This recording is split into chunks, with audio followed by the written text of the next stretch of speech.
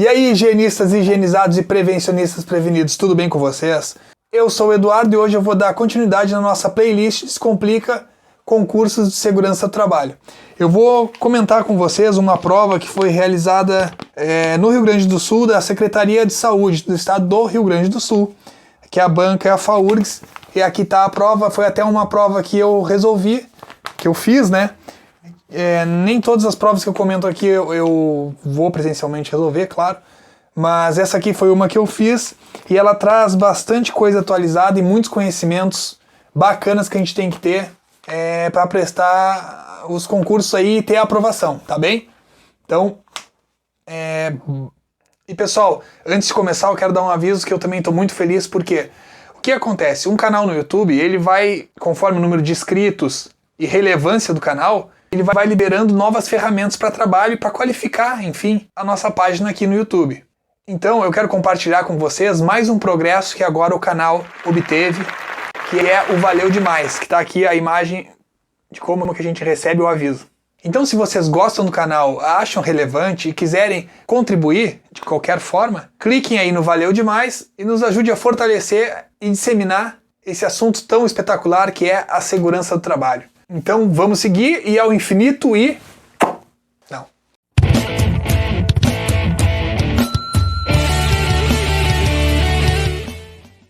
Vamos lá, pessoal, então começar aí mais uma correção de prova, questões específicas de saúde e segurança do trabalho. Meus contatos estão aí, se vocês quiserem é só chamar, como de praxe, e bora lá. Essa, então, como eu já falei, é uma prova do órgão da Secretaria Estadual de Saúde do Rio Grande do Sul, né? Para o cargo de engenheiro de segurança, bem recente, ano de 2022. E a banca que fez foi a FAURGS, aí, a banca que realizou a prova. Então eu vou apresentar aqui para vocês as 16 questões. Era uma prova com 20 questões, porém tem questões desatualizadas que apareceram ali e questões que foram... anuladas, daí eu excluí, por isso que vão ter aqui 16 questões, tá bem?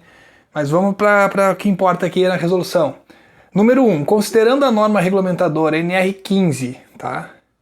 Falando da NR15, atividades e operações insalubres que em seu anexo 1 prescreve sobre o trabalho sob ruído contínuo e intermitente.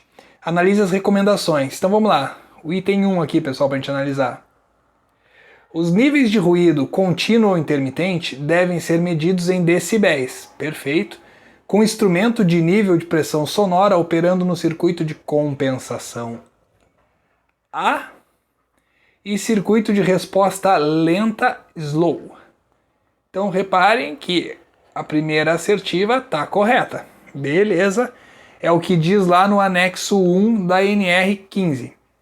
O item 2 está aqui. As atividades ou operações que exponham os trabalhadores a níveis de ruído contínuo ou intermitente, que é o que a gente está abordando aqui porque é o anexo 1, superiores a 115 decibéis, sem proteção adequada, oferecerão risco grave e iminente ao trabalhador. O que vocês acham? Item 2 está correto, é isso mesmo. Quando superiores a 115 sem a proteção adequada, ou por exemplo, sem um próprio EPI, não necessariamente um EPI, mas pode ter também uma proteção coletiva lá, se não existir essa proteção, então é um risco grave e iminente. Caso tenha, não é. O item 3, tá aqui. As leituras do instrumento de medição da pressão sonora, que é o decibelímetro, o dosímetro de ruído, devem ser feitas próximas à fonte emissora de ruído. Errado. Elas são feitas próximas ao ouvido do trabalhador. Ao ouvido do trabalhador. Então o item 3 aqui está errado. Então o que a gente tem como gabarito? Apenas 1 e 2 correto, gabarito a letra D. Vamos olhar aqui o embasamento. Está aqui. O anexo 1, limite de tolerância para ruído contínuo e intermitente. E fala aqui específico, o item 2. Os níveis de ruído contínuo e intermitente devem ser medidos em decibéis, como instrumentos de nível de pressão sonora operando no circuito de compensação A, como a gente viu ali, e circuito de resposta lenta slow. As leituras devem ser feitas próximas ao ouvido do trabalhador, por isso a alternativa 3 está errada, é próxima ao ouvido do trabalhador. A alternativa não, a afirmativa, que a afirmação que se faz na 3 está errada por causa disso, é próximo ao ouvido. O item 7, as atividades ou operações que expõem os trabalhadores a níveis de ruído contínuo e intermitente superiores a 115, então guardem isso, sem... Às vezes a banca bota aqui com proteção, né? Aí tá errado. É sem proteção adequada, oferecendo um risco grave e iminente. Certinho, então. Número 1, gabarito, letra D. Vamos para a próxima. 2 aí. Em relação à norma regulamentadora NR 24, condições sanitárias de conforto nos locais de trabalho, considere as seguintes condições sobre as instalações sanitárias dos estabelecimentos. Então o item 1 aqui, ó. Devem ter como componentes sanitários bacias sanitárias individuais, indevassáveis, sifonadas de assento com tampo, mictórios do tipo individual ou calha coletiva com anteparo, lavatórios de tipo individual ou tampo com cubas. O item 1 tá correto, pessoal. Tem lá no item, depois eu vou mostrar aqui o embasamento, mas ele tá contemplado, ele traz a literalidade do item 24.3, tá? Da norma, da NR 24. Vamos para o item 2 aqui.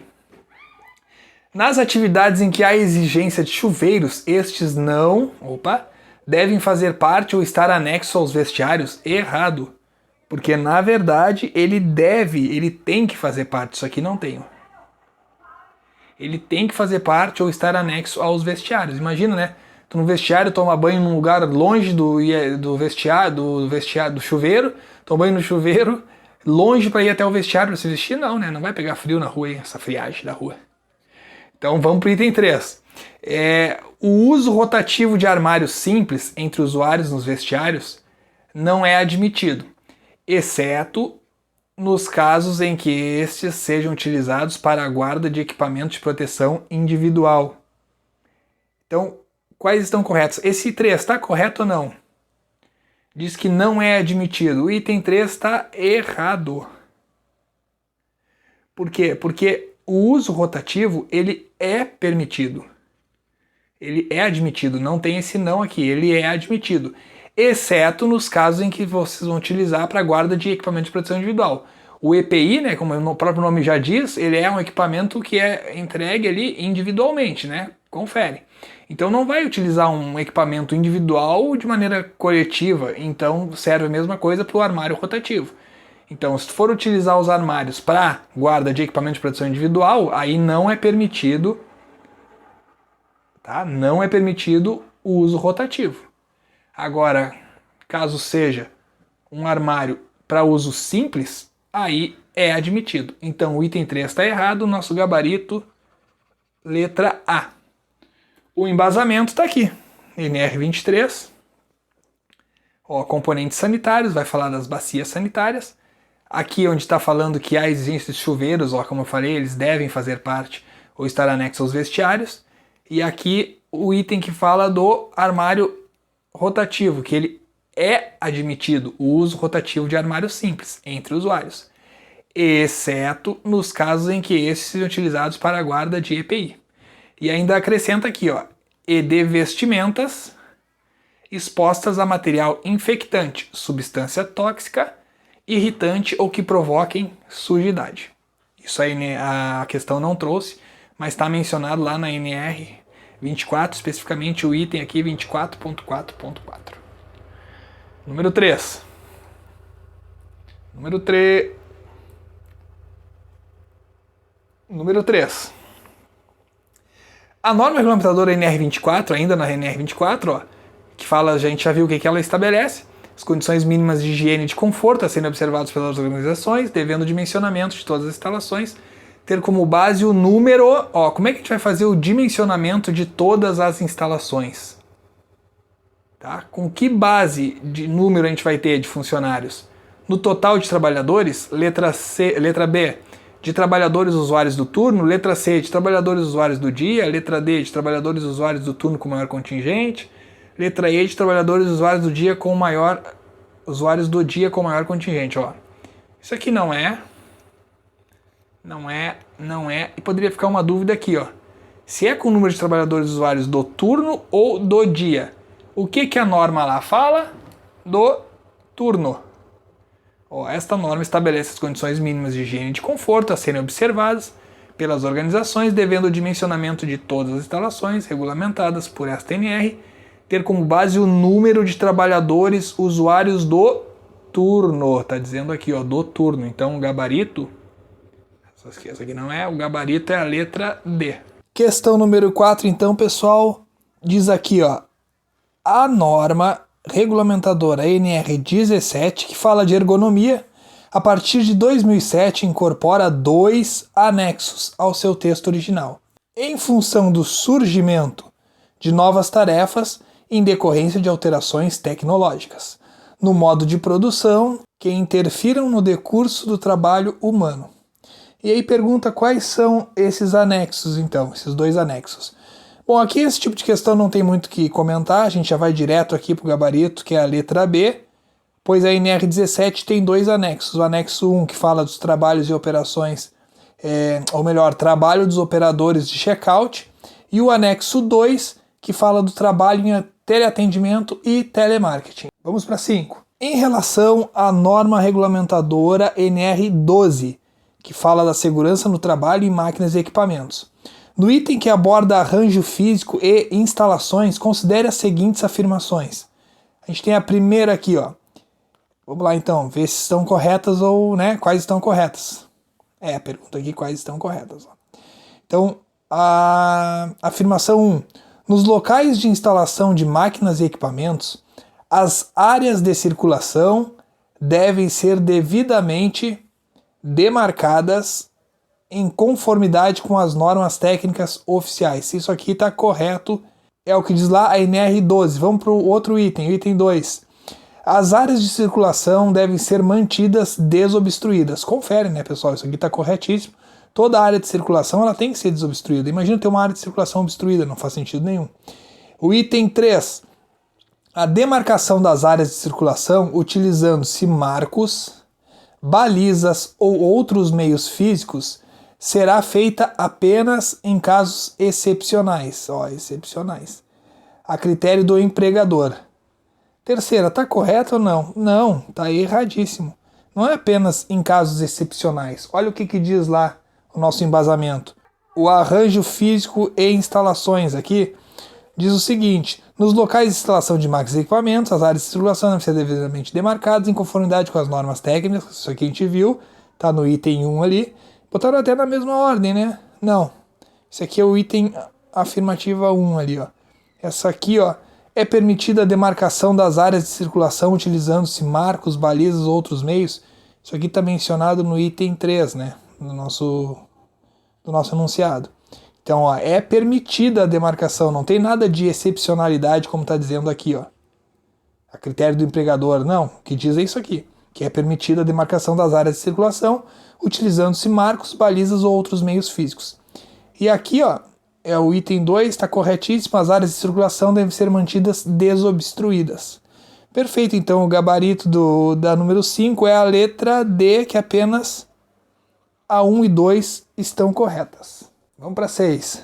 As disposições da norma regulamentadora, NR12 ainda, ó, segurança no trabalho em máquinas e equipamentos, referem-se a máquinas e equipamentos. E aí vai dizer aqui, ó, a NR12, o que quer saber na verdade? Ela é aplicada a máquinas e equipamentos de quais tipos aqui dessas alternativas que a gente tem? Novos e usados, exceto itens com menção específica de aplicabilidade? E aí, acham que está certo ou não?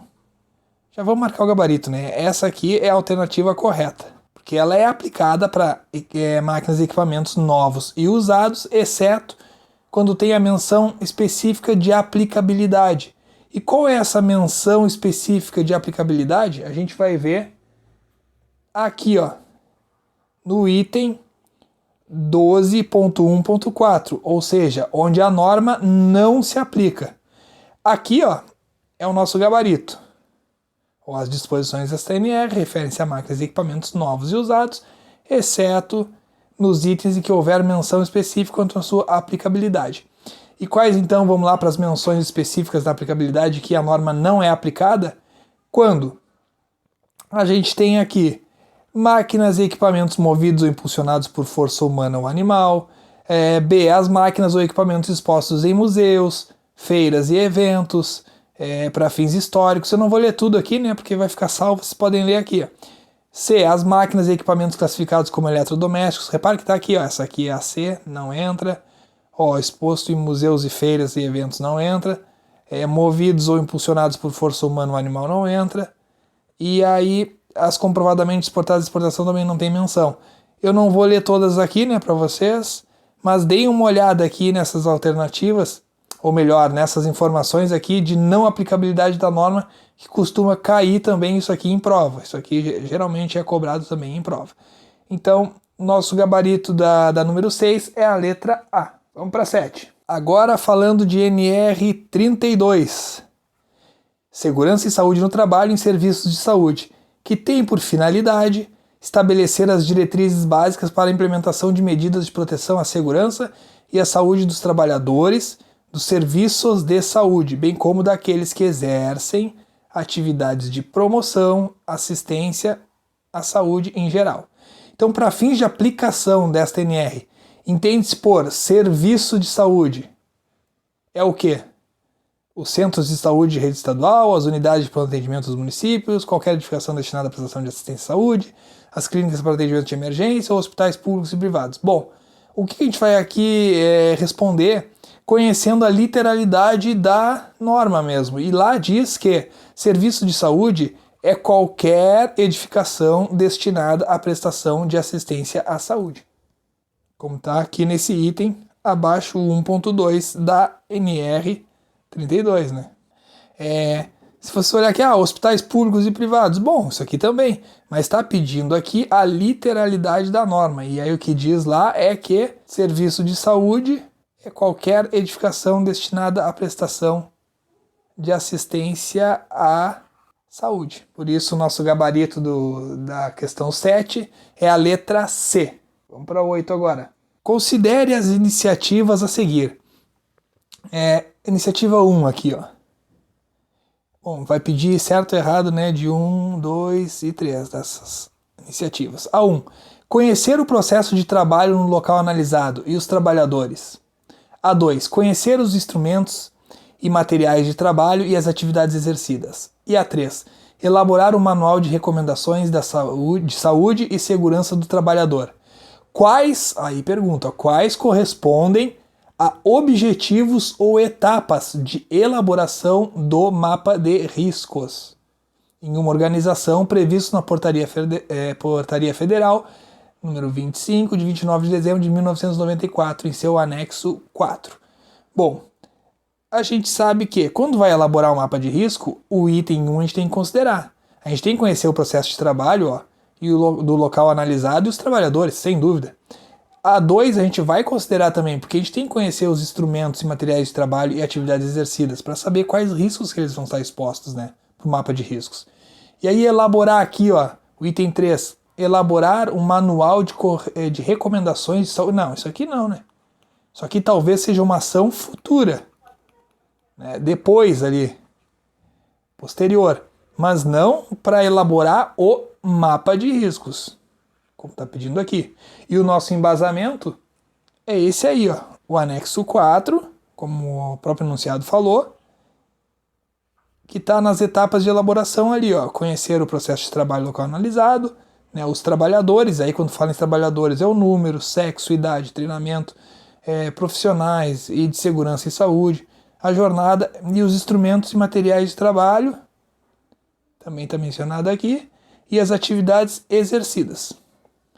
Isso tudo, claro, no ambiente, né? No ambiente de trabalho.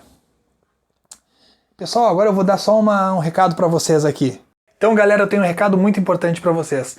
Eu elaborei um livro eletrônico, né, um e-book, para quem tem interesse em entrar no mundo dos concursos. Com o conteúdo abordado nele, eu pretendo encurtar o caminho e contribuir com a aprovação de vocês. Sendo sincero, esse material me ajudou muito na aprovação de muitos concursos. E eu vou deixar aqui no descritivo do vídeo os meus resultados mais recentes, embora eu já atue na área desde 2006. Esse material tem 200 questões de conhecimentos específicos de saúde e segurança do trabalho, todas comentadas, que eu acabei dividindo assim: 163 questões das NRs, das normas regulamentadoras, e 37 questões que abordam fundamentos de saúde ocupacional, toxicologia, legislação previdenciária e trabalhista, política nacional de SST também no âmbito do SUS, entre outras. E dessas 200 questões, 73 questões são questões inéditas. Como a gente pode perceber, quem acompanha aí o mundo da segurança do trabalho, recentemente tiveram muitas atualizações nas normas, que não teve tempo ainda de sair concurso com essas atualizações. Então, o que eu fiz? Elaborei 73 questões inéditas para apresentar para vocês, para que a gente possa já estar preparado com base nessas normas atualizadas. E as bancas são diversas, tá? Sebrasp, que é a CESP, FCC, FAURGS, Fundatec, Sesgran Rio, Unifil, várias bancas. Então quem tiver interesse, o valor promocional é de R$ 49,90, que vai durar aí até 10 dias após a postagem desse vídeo. Então quem tiver interesse, pode me chamar direto no WhatsApp. Depois eu vou fazer uma divulgação melhor no Instagram, mas eu quero dar o start aqui com quem é seguidor assíduo do canal. Inclusive, primeiro que notar o que há de diferente desse momento agora do vídeo para quando ele iniciou, tipo o jogo dos 7 erros, mas com um erro só, vai receber gratuitamente esse e-book. Mas para isso tem que estar inscrito aqui no canal, curtir esse vídeo e me mandar pelo WhatsApp, não pode comentar aqui. Tem que mandar o que há de errado ou o que há de diferente pelo meu WhatsApp, que aqui no descritivo do vídeo tem meu número, beleza? Então bora lá, vamos seguir. Retomando aqui, galera, a resolução da prova, número 9. O mapa de riscos de uma organização tem como objetivos reunir informações necessárias para estabelecer um diagnóstico das condições de segurança e saúde no trabalho na organização. E é a atribuição de quem? Quem que tem a atribuição para elaborar o mapa de riscos? Bom, não é o SESMIT, né? Do PCMSO, nada a ver. Aqui, vamos direto para o gabarito. É uma atribuição da CIPA, não é do PPRA. PPRA nem tem mais agora aqui, né? Agora já tem a atualização nova NR01, que vai falar de PGR, Programa de Gerenciamento de Riscos, tá? Isso aqui, Gerência de Recursos Humanos da Organização, nada a ver. Vamos para 10. Ó, essa aqui tá falando da Lei 8.213. Muito importante essa lei aqui, galera, muito importante, porque cai bastante coisa dela, tá? Então dei uma lida. No seu artigo 19, que estabelece que acidente do trabalho é o que ocorre pelo exercício do trabalho a serviço da empresa ou de empregador doméstico ou pelo exercício do trabalho do segurado especial, provocando lesão corporal ou perturbação funcional de caráter temporária ou permanente. Então, nesse contexto, analise as seguintes doenças. Aí tem os itens ali, ó, 1, 2 e 3.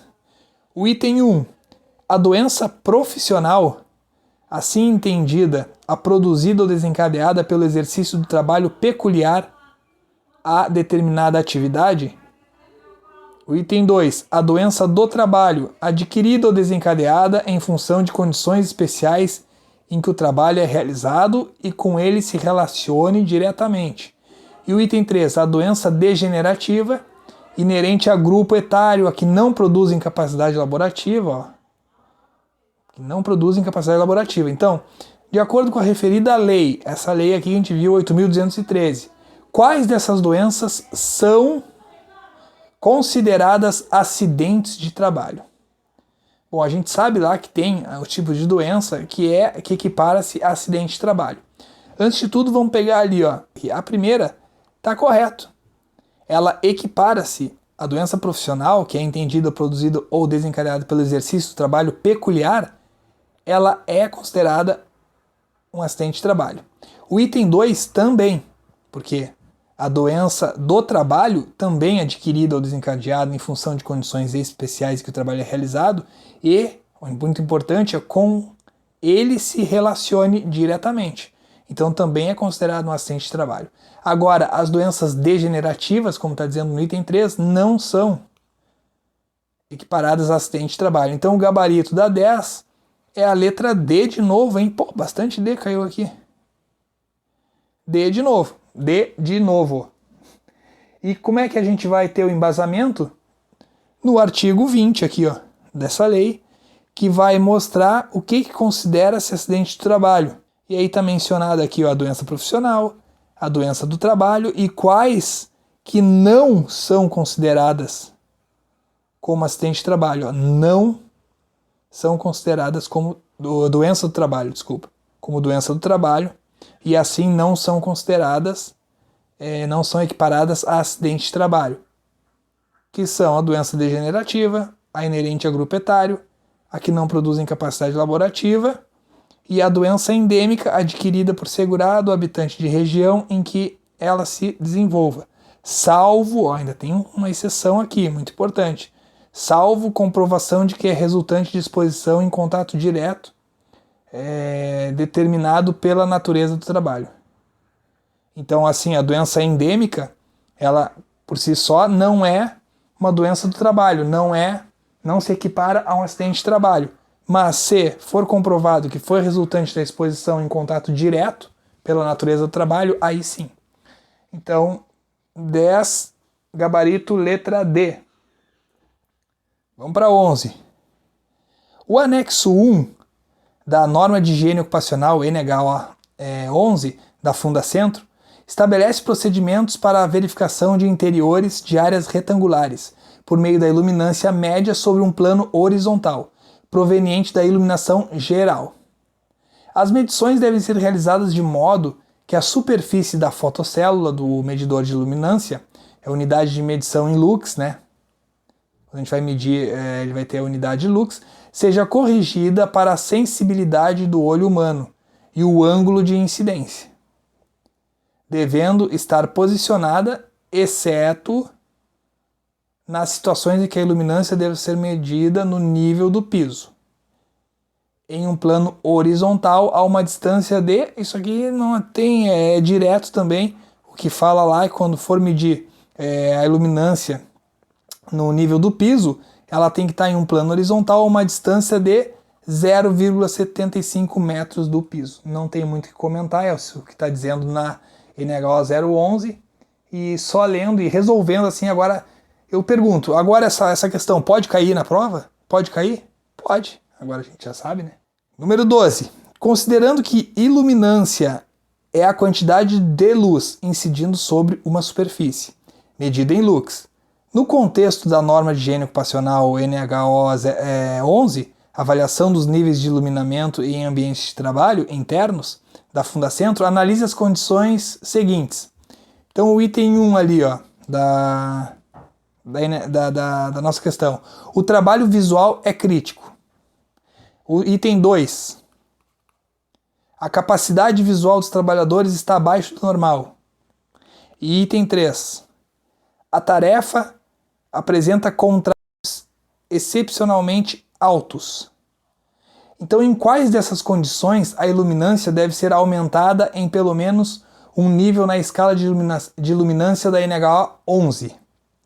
Isso aqui também está lá na norma, né? Claro, e tem especificamente menção para que se faça o aumento em pelo menos um nível de escala de iluminância quando atender a primeira e a segunda condição. A terceira não, por quê? Porque não são aqui altos, e sim baixos contrastes. Como é que a gente pode ter noção disso? Olhando o item 5.1, como a gente vê aqui, da NHO 11. Então, eu vou deixar aqui para você ler, claro, mas olha aqui, ó, quando é que a iluminância deve ser aumentada em pelo menos um nível na escala de iluminância? Quando o trabalho visual for crítico, quando a capacidade visual dos trabalhadores estiver abaixo da normal e quando a tarefa apresentar contrastes excepcionalmente baixos. Então, o gabarito, de novo, de 1 e 2 apenas que estão corretas. Vamos lá, a gente está terminando, galera. 13. A norma regulamentadora NR17, ergonomia, no caso de trabalho manual sentado ou que tenha de ser feito em pé, determina que as bancadas, mesas, escrivaninhas e os painéis devem proporcionar ao trabalhador condições de boa postura, visualização e operação.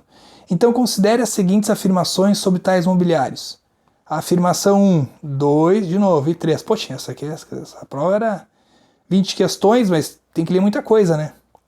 Então ele vai dar aqui várias afirmações, e o que vai pedir aqui? Ó? Quais afirmações estão de acordo com o NR17? Então a primeira afirmação: esses mobiliários devem ter altura e características da superfície de trabalho compatíveis com o tipo de atividade, com a distância requerida dos olhos ao campo de trabalho e com a altura do assento. Beleza, isso aqui está ok. Isso está condizente com o NR17. O item 2 aqui. Esses mobiliários devem ter área de trabalho de fácil alcance e visualização pelo trabalhador. Claro, né? Sem dúvida, a gente não vai dificultar para o trabalhador. O item 3. Esses mobiliários devem ter características dimensionais que possibilitem posicionamento e movimentação adequados dos segmentos corporais. Também. Isso também está dizendo lá na NR. Então nós temos como gabarito a letra E. Olha o embasamento aqui. 17.6. Cadê? 17.6, ó. Eu não vou ler tudo isso aqui, né, para vocês, mas vocês já vou deixar aqui que vocês podem ler tranquilamente. Posso melhorar aqui, ó. Essa primeira aqui, essa aqui está mencionada no item 1 da questão, altura, característica, compatível com tipo de atividade, ó. Essa aqui, a C aqui é a 2. Ó, a área de trabalho dentro da zona de alcance e fácil visualização pelo trabalhador.